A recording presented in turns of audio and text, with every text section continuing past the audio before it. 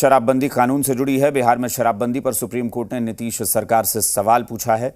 शराबबंदी कानून के चलते अदालतों में बढ़ते मुकदमों की संख्या पर सुप्रीम कोर्ट ने सवाल उठाए हैं। शुक्रवार को कोर्ट ने बिहार सरकार से पूछा है कि क्या उसने ये कानून लागू करने से पहले देखा कि इसके लिए अदालती ढांचा तैयार है या नहीं। यही नहीं, सुप्रीम कोर्ट ने पूछा कि अगर इस तरह का कोई अध्ययन किया था तो कोर्ट और जजों की संख्या बढ़ाने को लेकर सरकार ने क्या कदम उठाए हैं। इस मामले में सुप्रीम कोर्ट ने 8 मार्च तक जवाब दाखिल करने का निर्देश दिया है।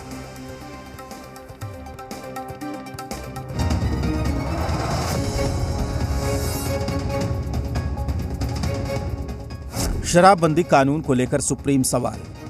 सुप्रीम कोर्ट ने बिहार सरकार से पूछा सवाल, बिहार में किस आधार पर की थी शराबबंदी। दरअसल ये सवाल इसलिए पूछा गया क्योंकि पटना हाईकोर्ट में शराबबंदी से जुड़े मामलों का अंबार लग गया है।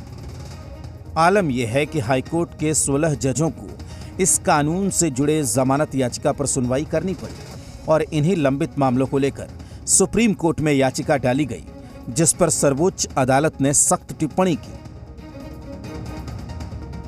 सुप्रीम कोर्ट ने बाद के ऑब्जर्वेशन के आधार पर इस तरह की टिप्पणी दी है। उसके बाद तो हम लोग नहीं थे।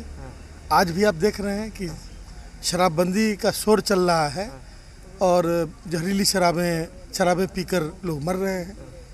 तो इन तमाम स्थितियों को देखकर सुप्रीम कोर्ट का ये जो टिप्पणी है वो है।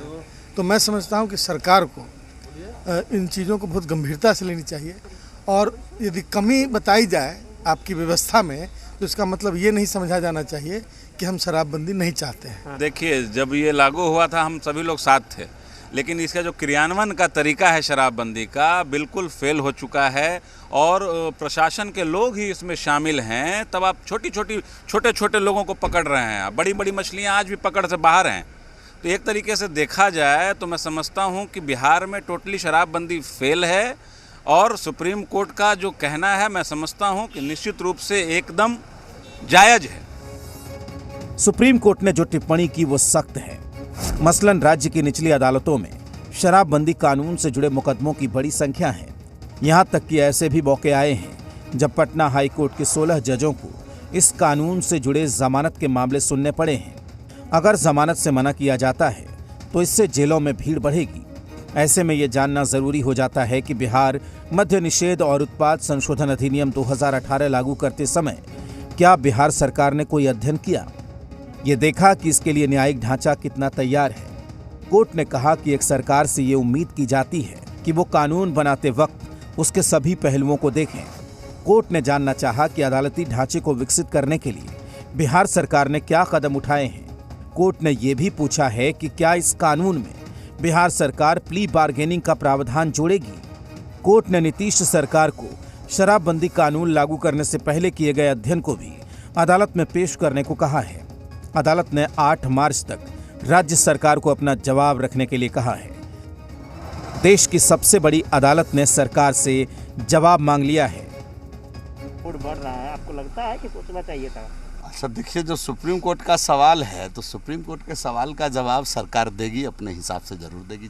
सुप्रीम कोर्ट के बयान पे या टीका टिप्पणी पे बयान देना कतई उचित नहीं है, लेकिन एक बात तो तय है कि लोगों के स्वास्थ्य को ध्यान में रखते हुए बिहार सरकार ने शराबबंदी लागू किया है। पूरे अंतर्राष्ट्रीय स्तर पे स्टडी हुआ है। WHO का आप जैसे रिपोर्ट पढ़ लीजिए, जहाँ शराब पीने से कितने जैसे नुकसान होते हैं वो सब अध्ययन किया गया है और सब अध्ययन जो है पब्लिक डोमेन में है। तो बिहार सरकार ने जो शराबबंदी की है, मुझे लगता है सबको इसका समर्थन करना चाहिए। अब न्यायालय क्या कहता है नहीं कहता उस पर टीका टिप्पणी करना उचित नहीं है। जो बात जेडीयू कह रही है उन्हीं बातों को कागजों के साथ सुप्रीम कोर्ट में सरकार को जमा कराना है कि कानून बनाने के लिए कितना अध्ययन किया गया या फिर सियासी हित के लिए कानून बना दिया गया। 8 मार्च का इंतजार कीजिए, सब पता चल जाएगा। ब्यूरो रिपोर्ट, जी मीडिया।